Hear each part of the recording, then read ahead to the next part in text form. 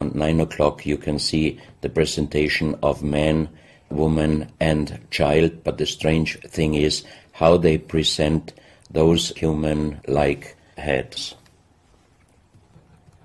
Here you can see a knife done by the same material, Lyddite. On top of the knife, on the handle, you have mother's head, beyond you have the child's head, and the umbilical cord is going around the neck of the child. So that means this knife would have been used to cut the umbilical cord, saving the child's life. This is a close-up mother, child, and umbilical cord. This is an instrument.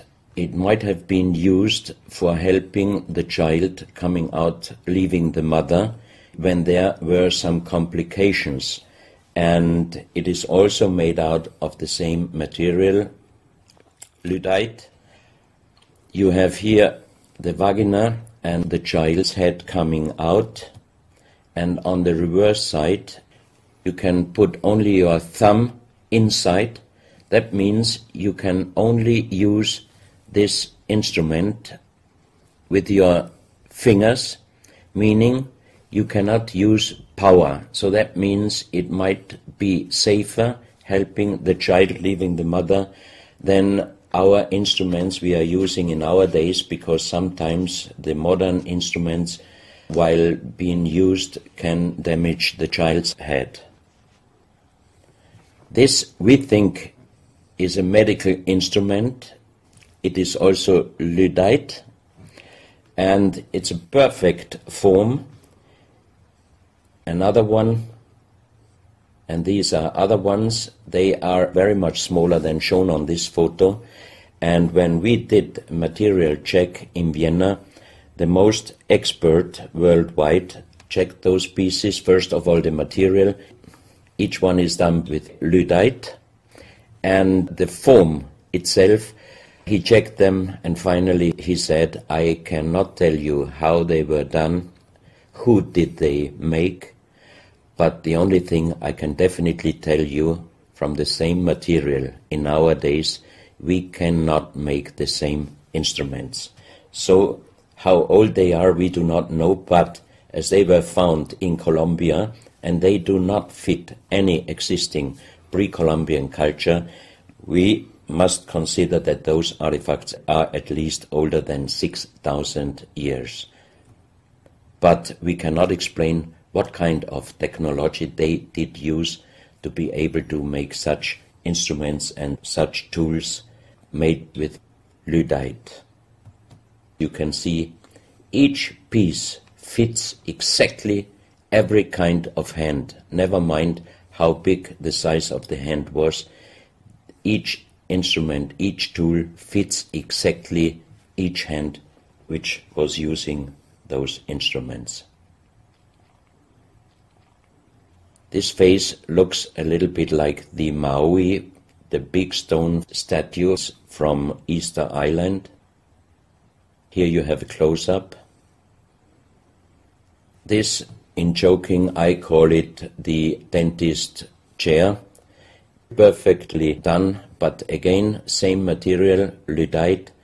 And the strange question is, why, if they could make such perfect figurines out of this very difficult material, why did they show the human face always with big round eyes and a little nose and a big mouth? There is no real explanation possible. This is again one piece from Colombia, Lyddite. On the front side you see the mother holding the baby, and on the back side you see the man with armors, most probably for hunting. This stone figurine was found in Colombia. It looks exactly like the Maui statues from Easter Island, but it is only about 30 centimeters in size. This is another masterpiece of stonework. You have on both sides presented one bird, but if you look at the front side, you can see that the two birds presenting a face, and on the left side between the bird's head and the wings you see again this unknown writing which we found on stones from all over the world. This is the mother holding a child, very strange face, and it's a kind of jade material. This is another stone from Colombia showing an armadillo. On top of the armadillo you can see a strange face with long ear and two horns on top. On this artifact you can see a smiling face on top. You have two triangles on this side, and on the other side, on the right side, you have a face. Again, the animal face on the right side, and some unknown symbols. And on the bottom of this object you see an animal, looks like a crocodile. Now we are moving to Guinea, West Africa, very close to the border with Mali. They found on a huge granite mountain the half portrait of a lady done in granite stone, and the size of this statue from top of the head until the middle of the torso is exactly 150 meters. So this is a real big question. Who might have been able to do such a huge granite half-portrait in a mountain at least 10 to 12,000 years ago, because the Italian geologist Professor Pittoni was on the spot. He did these photos and he checked the earth on the bottom of this mountain, and his calculation was that this stone monument must have been done at least 10 to 12,000 years ago.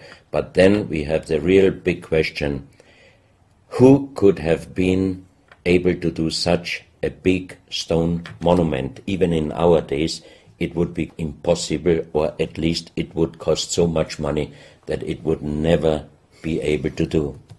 And if you look at the close-up of the face, some experts told me that this face definitely is not European, but also, of course, not black African. It must be either South American or Asian culture. But then again, we are at the point 10 to 12,000 years ago. It might be the civilization, the lost civilization from Atlantis. Close to this area in Sierra Leone, Professor Pittoni was in charge of diamond excavations. And as he heard in this area a legend about Allah was angry with some angels, and he put them into stone and throw them to the earth. He put the sky, also made it into stone and throw it to the earth, and he put the stars and threw them to the earth. The legend says that the sky you can see on this stone, they call them sky stones, sky blue stones found in this area under the earth. And we did research in Vienna. This is definitely artificial stone. It's not a natural stone, and all the material could be found, but the only thing they could not inform us is what kind of color did they use to get this real sky blue color. The stone figurines found from 20 meters down to even 50 meters. Professor Pittoni always took some organic material from the finding place